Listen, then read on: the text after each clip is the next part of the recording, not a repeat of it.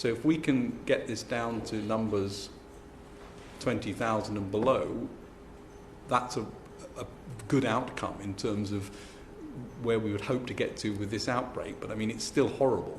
I mean, that's still an enormous number of deaths, and it's an enormous pressure on the health service. When will coronavirus end? When will the peak be? And how many people will die? Well, I'm going to show you some modelling about where the potential peak for the UK might be.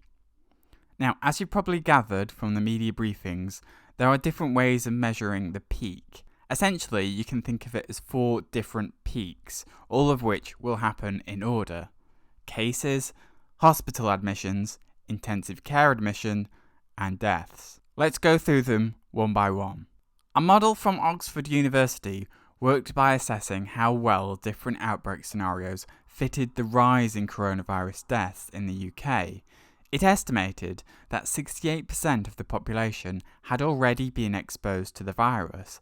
That would mean 34 million people.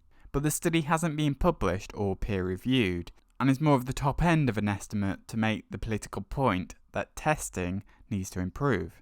On the 25th of March, Neil Ferguson of the Imperial College used data from Europe to calculate the rate of infection, or R0 as it's also known. They found out that the rate of infection was higher than expected. They expected it to be every person infecting 2.5 people, but they found out that it was every person infecting over 3 people. A study on the 28th of March estimated that the percentage of total population infected was an average just 2.7%, or somewhere between a mean of 1.2 and 5.4% of the population, a much lower percentage than the 68% previously estimated, which would imply that a decreasing of lockdown measures could lead to an increase in cases and a second wave of the infection. The reality is that cases as of making this video now sit above 10,000, with an average of 5,300 cases per day, but the rate of increase is flattening out, now doubling every 9 days when it was once doubling every 5 days. On the 8th of April, IHME predicted the UK coronavirus peak will occur on the 17th of April. At that point, the country will need more than 102,000 hospital beds, the IHME says. There are nearly 18,000 available, meaning a shortfall of 85,000 beds. In reality,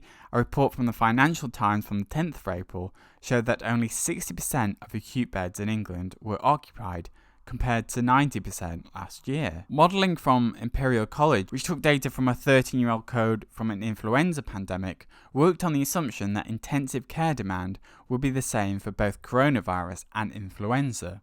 But they later updated the model with data from Italy. It found that 30% of hospital patients would have to be admitted to intensive care. IHME data, which predicted a peak on the 17th of April, said 24,500 intensive care beds will be needed, and 799 are available. The analysts predicted there will be a need for nearly 21,000 ventilators, and the UK currently has just 9,775. The real-life data on the 12th of April showed that in fact Great Britain still had 2,295 spare critical care beds, excluding the Nightingale hospitals added.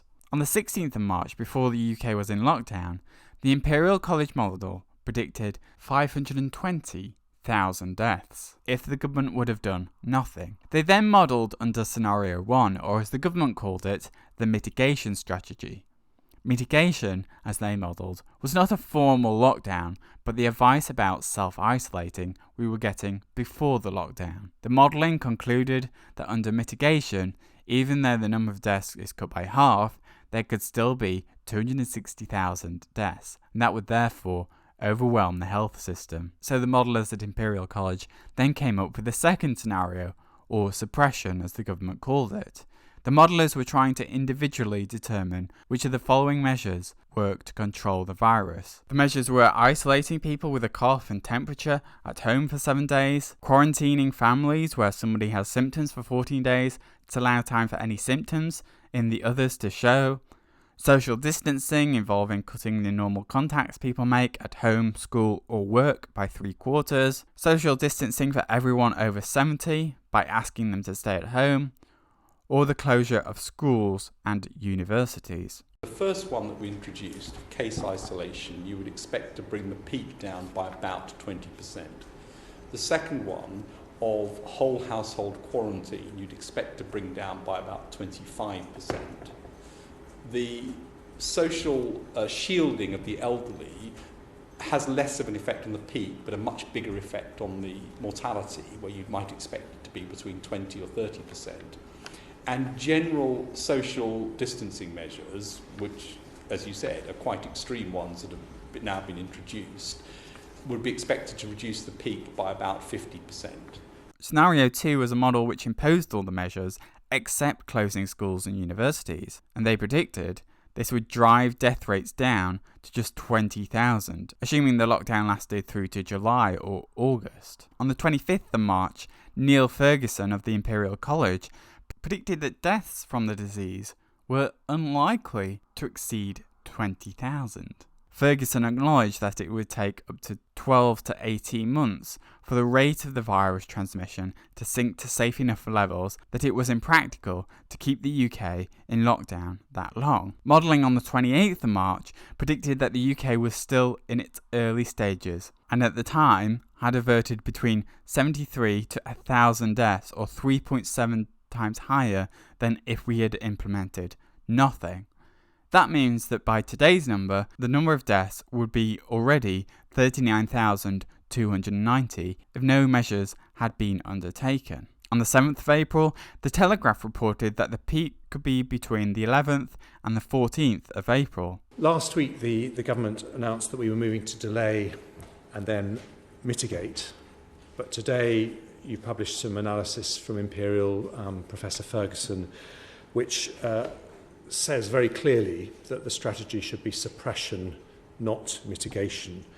And therefore, what we talked about last week, mitigation, potentially allowing for herd immunity, which you talked about, is not now the strategy. Is that correct? Have we changed to a suppression strategy over the weekend? Right from the outset, the approach we took, and we've obviously been working and meeting as SAGE since early in January. Right from the outset, the aim was to save lives and protect the vulnerable through two approaches. One was to try and suppress as far as we could the peak and try and push that off to the right, and the second was to shield the most vulnerable people in society, and that remains the approach. The thing that's really important is at what level you want to suppress that, and that's where the intensive care, and particularly the ventilator capacity, becomes important. That means that at the time that the curve is on its fast upswing, you need to really make sure that this is at a level that the NHS can deal with, and that's what Neil's paper was really about.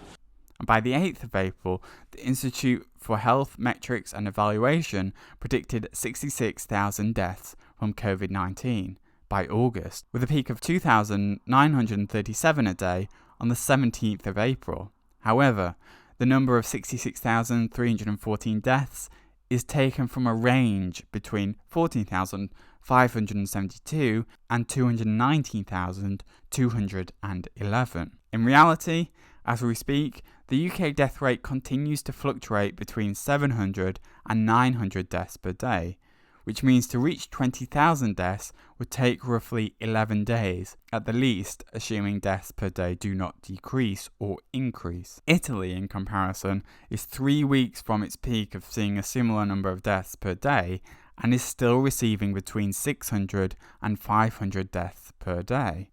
China had a much faster drop-off in deaths, and South Korea only had 217 total recorded deaths, so there is no direct comparison. Because we're not certain that the peak of the deaths in the UK is now, or as you're watching it, we cannot be certain that they will drop off from now, which means even in the best case scenario, if deaths drop gradually to 100 a day in 5 weeks from now, we can assume the UK total number of deaths will be about 30,000 in 5 weeks from now. But what do you think the death toll in the UK will be? Join in the debate below and subscribe.